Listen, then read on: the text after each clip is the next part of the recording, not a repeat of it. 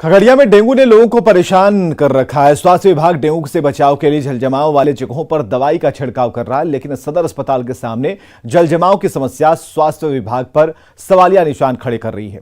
अस्पताल के मुख्य गेट पर जलजमाव से मरीजों की परेशानी के साथ डेंगू का खतरा बढ़ गया है। हालात का जायजा लिया दिग्विजय ने। बिहार के साथ साथ पूरे खगड़िया जिला में डेंगू ने कहर बरपाया है, जिसके कारण कई ऐसे मरीज हैं जो डेंगू का इलाज निजी अस्पताल के साथ साथ खगड़िया सदर अस्पताल में भी करवा रहे हैं। लेकिन जो हम स्थिति आपको दिखा रहे हैं, ये खगड़िया सदर अस्पताल का मुख्य गेट है, जहां कि आप देख सकते हैं कि पूरा जो परिसर है वो झील में तब्दील हो गया है। जो बारिश का जो पानी है उसके कारण जल जमाव की स्थिति बनी हुई है और जिला जो खगड़िया सदर अस्पताल है वहां पर दूर दराज से मरीज पहुंचते हैं, जिनको इसी जल जमाव वाले पानी से होकर के गुजरना पड़ रहा है। और सबसे बड़ी बात क्या है कि जिस तरह से खगड़िया में डेंगू का प्रभाव बढ़ा हुआ है, तो ऐसे में जो जल जमाव की स्थिति बनी हुई है, लोगों को भी किसी न किसी अनजान बीमारी के साथ साथ डेंगू जैसे बीमारी का भी डर बना हुआ है। इलाज कराने के लिए आए हैं तो क्या डर लगा रहता है? डेंगू का डर लगा रहता है कि डेंगू फैल न जाए, डेंगू हो न जाए किसी को। पानी जल जमा हुआ है, जल जमा पानी जो है। इलाज के लिए हर जगह का पूरा डिस्ट्रिक्ट का व्यक्ति यहाँ पर आते हैं इलाज कराने के लिए। और दूसरी बात, एक पेशेंट के साथ जो भी गार्जियन सब आते हैं उसको भी इसके कारण बहुत परेशानी के साथ इसको झेलना पड़ता है कि किस तरह से यहाँ पर स्थिति है, मरीज़ को ले जाने में आने में बहुत कष्ट होता है। दूसरी बात है, अगर मरीज़ आता है तो उसको अपने इलाज के लिए कि यहाँ से हम स्वस्थ हो जाए, लेकिन अगर ऐसा स्थिति बना रहा तो ये मरीज़ स्वस्थ क्या होगा और बीमार होके यहाँ से जाएगा। और अभी प्रशासन विभाग में जो कह रहे हैं कि डेंगू फैल रहा है, और डेंगू फैल रहा है तो पानी जमा होगा तो फैलेगा ही। हो सकता है कि हमको लग रहा है कि इस तरह से जवाब रहेगा ना तो डेंगू का इलाज क्या होगा, वो तो खुद और पेशेंट बन करके जाएगा, उसके साथ वाला भी। कि अभी डेंगू का प्रकोप चल रहा है, उसके बाद भी जिला चिकित्सा पदाधिकारी अभी भी उस पर ध्यान नहीं दे रहे हैं। कोई ध्यान नहीं है। सीएस साहब को हमने आवेदन दिया, उपाधीक्षक को आवेदन दिया, लेकिन इस पर कोई ध्यान नहीं दे रहे हैं। ऐसे में सदर अस्पताल प्रशासन और स्वास्थ्य विभाग को भी चाहिए कि जल्द से जल्द जल जमाव से मुक्ति दिलवाए। दिग्विजय कुमार, न्यूज़ 18 खगड़िया।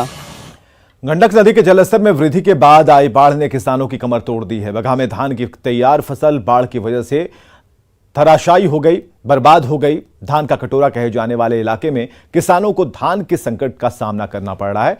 किसानों की परेशानी का जायजा लिया मुन्ना राज ने। नदी के जलस्तर में वृद्धि के बाद सबसे ज़्यादा नुकसान किसानों को हुई है। और हम तस्वीरें दिखा रहे हैं, बगहा के गन्ना के साथ ही जो धान के किसान हैं उनकी फसल बिल्कुल चौपट हो गई है। और गंडक नदी के जलस्तर में वृद्धि के बाद नीचे इलाके में जहां धान की खेती होती है तो धान की खेती बिल्कुल चौपट हो गई है और ज़मीन पर लेट गई है। तो आप देख सकते हैं कि तैयार धान की फसल है और किस तरह से हश्र हुआ है फसलों का। तो किसान किसी तरह धान की रोपनी करते हैं, उसमें पानी देते हैं, खाद देते हैं, और जब काटने की बारी आई है तो आप देख सकते हैं किस तरह की तस्वीरें बनी हुई है। और बगहा की हम तस्वीरें दिखा रहे हैं, जो धान के किसानों को विशेष तौर पर नुकसान हुआ है। और धान की जो तैयार फसल है वो कटने से पहले ही पूरा ज़मीन पर लेट गया है। गंडक नदी की तबाही ने किसानों को सड़क पर ला दिया है और तमाम ऐसे किसान हैं जो विलाप कर रहे हैं। तो कुछ किसानों से भी हम बात करने की कोशिश करेंगे। तो कैसे देखते हैं इस नुकसान? सर बहुत नुकसानी भइल बा। जौन बाढ़ जौन आवता काटे के समय आइल, टोटल धान डूब गइल आ सब लिपा पोता हो गइल, कोनो काटे लायक नहीं है, सब निपटा भाई, सब नुकसान हो गइल क्लियर।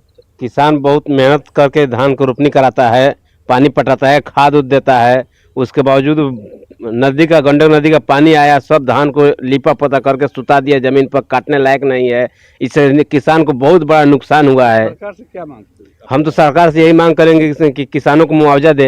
देख सकते हैं किस तरह की स्थिति बनी हुई है। और विशेषकर धान की खेती की हम लोग बात करें तो धान की खेती लगभग चौपट के बराबर है निचले इलाकों में, जहां गंडक नदी का पानी घुस गया था।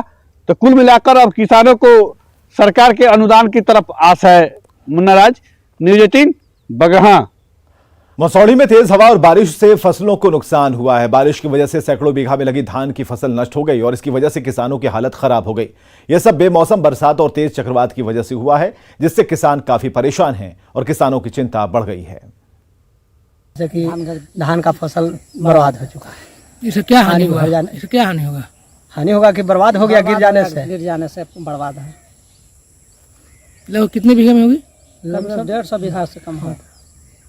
जिसे सब कर्ज लेके खेती करते हैं, बताइए तो इससे क्या मैंने हम लोग का फायदा है?